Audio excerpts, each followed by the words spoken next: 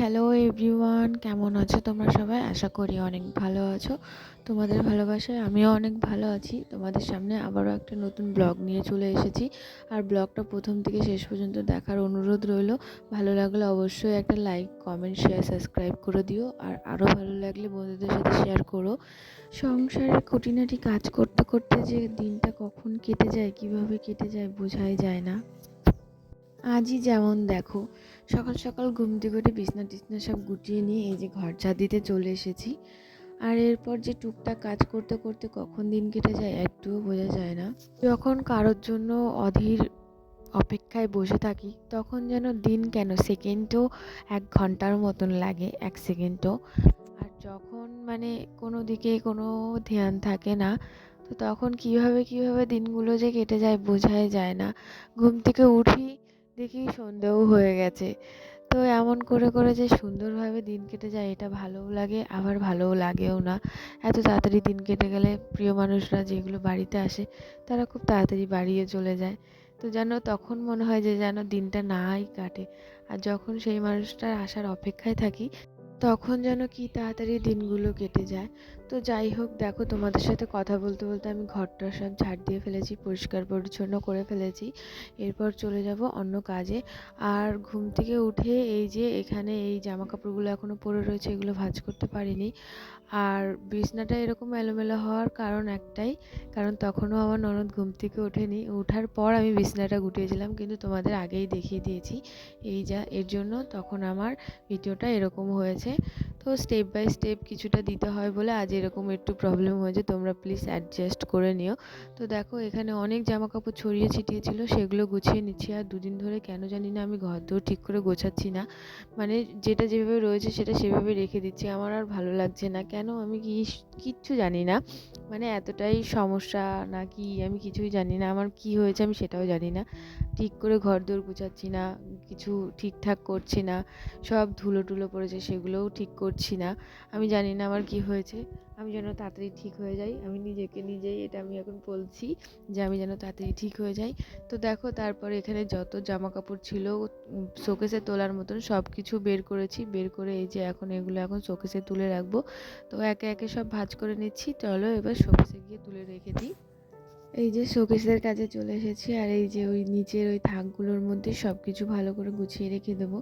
তো কিছু কিছু শাড়িও বের করেছি, কারণ এই কদিন ধরে খুব বৈষ্ণব সেবা নিমন্ত্রণ ছিল, তো একটা একটা করে বের করা হয় শোকেস থেকে।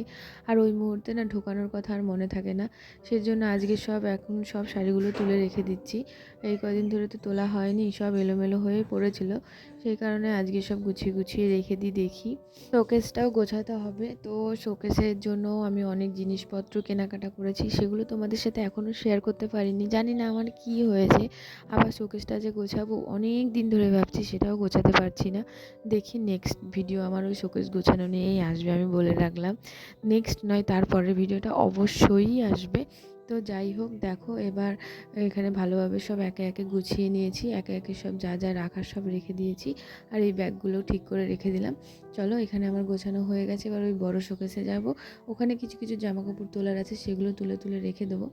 তারপর এখানেও অনেক কিছু যেগুলো ঘরে তোলার মতন না, সেগুলো আমি এখানে রেখে দিয়েছিলাম, বের করে দেখলাম আবার সেই তাই ঢুকিয়ে রেখে দিলাম। এরপর চলে যাবো এই যে বড় শোকেসের কাছে, আর এখানে কিছু শোকেসে আমার জামা কাপড় রাখার আছে, সেগুলো রেখে দিচ্ছি। আর এখানে অনেক কিছু বুনুর জামা কাপড়ও রেখে দিয়েছি, কারণ ও কদিন পর বাড়ি চলে যাবে, এগুলো আবার ওকে বের করে দিতে হবে, সেই কারণে সামনেই রেখেছি। আর এই চুড়িদারগুলো আমি এখন রেখে দিচ্ছি। আর এগুলো অনেক দিন ধরে বাইরে পড়েছিল, আমি ঠিক করে রাখার সময়ই পাচ্ছিলাম না, সেই কারণে রাখতে পারিনি। আর এই যে একে একে যা আছে সব রেখে দিচ্ছি। এখন তো দেখি চুড়িদারেই আমার শোকেস বোঝাই হয়ে গেছে। এখন দেখে মনে হচ্ছে আমাকে আর একটা শোকেস কিনতে হবে, কিংবা আলমারি কিনতে হবে। জামা কাপড় একদম আর রাখার জায়গাই নেই কোথাও, সেই কারণে। আর এখানে একটা ব্যাগ ছিল আমাদের কিছু গোষ্ঠীর ব্যাগ, তো সেটাও রেখে দিলাম।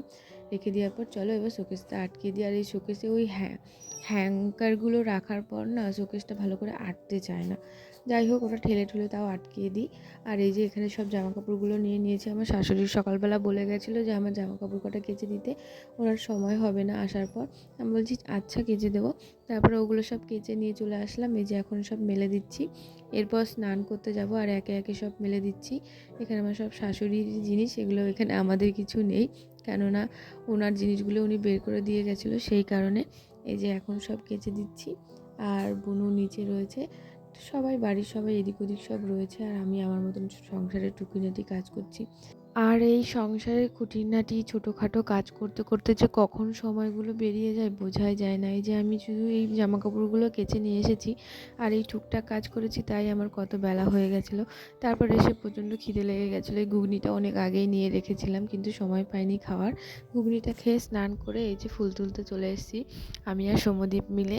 তো আমি যখন ফুল তুলি ও আমার সাথে আসে, ও ফুল তুলে দেয়, ওর ভালো লাগে সেই কারণে। তারপর এই যে এখানে আমি এমনভাবে কথা বলছিলাম, আমি বুঝতে পারছিলাম না যে আমি কথা বলছিলাম নাকি ঝগড়া করছিলাম। কিন্তু আমি এখানটায় শুধু ওই ননদটাকে বলছিলাম যে এরকম এরকম ব্যাপার। তারপরে এই যে ওই সাইডের অল্প কটা ফুল নিয়ে এই সাইডেও চলে এসেছি। আর ওই সাইডের ফুল অনেক কমে গেছে এখন, সেই কারণে এই সাইড থেকেই নিচ্ছি। আর এই বড় কড়াইটা এখানে ছিল বলে খুব অসুবিধা হচ্ছিলো, তাই সরিয়ে দিলাম। আর এই যে এখানটা থেকে সমদীপ এখন আমাকে ফুল তুলে চলো, আমার ফুল তোলা কমপ্লিট হয়ে গেছে, এবার ঘরের দিকে যাওয়া যাক। পুজো দিতে হবে যেহেতু, সেই কারণে আজ স্নান করে যতক্ষণ পুজো না দেবো ততক্ষণ যেন করিনি এরকম মনে হয়। সেই কারণে আগে স্নান করে পুজোটা দিয়ে নিই, তাহলে অনেকটা মানে ফ্রেশ হয়ে যাব, আর অনেকটা পুজো দেবো এই চিন্তাটাও চলে যাবে। সেই কারণে চলো আগে পুজো দিয়ে নিই। আর এই যেখানে এখানে আমি এখন ঠাকুরকে প্রদীপ দেখিয়ে নেব। আর চলো এবার একটু উলুলু দিয়ে নিই। তো অনেক দিন ধরে না আমি শঙ্খ বাজাচ্ছি না, কেন জানি না, তো খুব অসুবিধা হচ্ছিলো এর জন্য। তো আজকে শুধু উলুলু দিয়েই পুজোটা সেরে ফেললাম। তো দেখতে থাকো।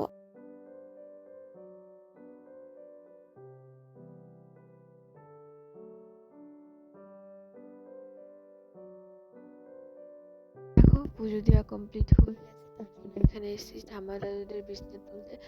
আর এদের বিছনা তুলতে আমার মাথা গরম হয়ে যায়, এত কিছু থাকে, ভাঁজ করতে করতে করতে অধৈর্য হয়ে যায় আমি, কেন জানি না। ঠাম্মা কিন্তু ব্ল্যাঙ্কেটও নেয় আবার কাঁথাও নেয়, সেই কারণে একটু বেশি হয়ে গেছে।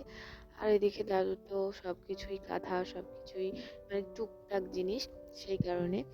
আর এই যে দেখো তোমরাই দেখো এখানে আমি কত কিছু ভাঁজ করি একে একে, অনেক কিছুই থাকে। দাদুর বিছনার মধ্যে পাড়া থাকে, দাদু গায়ে দেয়, সেই কারণে। এটা হচ্ছে লেপ, ওটা ছিল কাঁথা, আর এইগুলো হচ্ছে দাদুর বিছনাতে পেরে দেয় ঠাম্মা। খুবই পাতলা পাতলা দুটো কাপড়।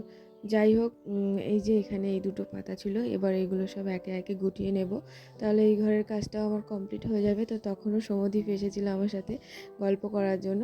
আর ও সবসময় আমাকে ফাঁকা পেলেই, কিংবা ও যদি দেখে যে আমাকে যদি সামনাসামনি দেখা হয়ে যায়, বৌদি কী করছো, বৌদি হ্যান ত্যান সবসময় জিজ্ঞাসা করতেই থাকে। তারপর এই দেখো ওখানে আমরা পুজো টুজো তুলে এই যে ভাত নিয়ে ছাদে চলে এসেছি ভাত খাবো বলে। তো তারপর ওখানে আমার ননদিনীও পরে চলে আসবে, ওর দায়িত্ব ছিল ফাটি আনার, জল আনার। আর আমি ভাতটা নিয়ে চলে এসেছি, এই যে পাটি নিয়ে এসছে, জল নিয়ে এসে এখন শুধু ভাতটা খেয়ে নেব। আর দুজনা আর ফোন দেখতে দেখতে ভাতটা খেয়ে নেব। তো আমি ফোন দেখতে দেখতে ভাত খেতে খেতে এমন একটা অভ্যেস হয়ে গেছে, আমি ফোন ছাড়া ভাত খেতে পারি না। মানে আমার নিজেরই অভ্যেস হয়ে গেছে ফোন দেখতে দেখতে ভাত খাওয়ার। একটা কার্টুন দেবে, তারপরে ওই যে ফোন চালিয়ে দিলাম, এরপর দুজনা ভাত খেয়ে নেব। আর এই যে ভাত খেয়ে নিচ্ছি। দেখো বলতে বলতে আমার খাওয়া প্রায় কমপ্লিট হয়ে গেছে, আমারও খাওয়া হয়ে গেছে, বোনেরও খাওয়া হয়ে গেছে। তো এবার থালা বাসনগুলো মাজতে চলে যাচ্ছে, আর ভিডিওটা আজকে এখানে শেষ করছি। তো টাটা বন্ধুরা।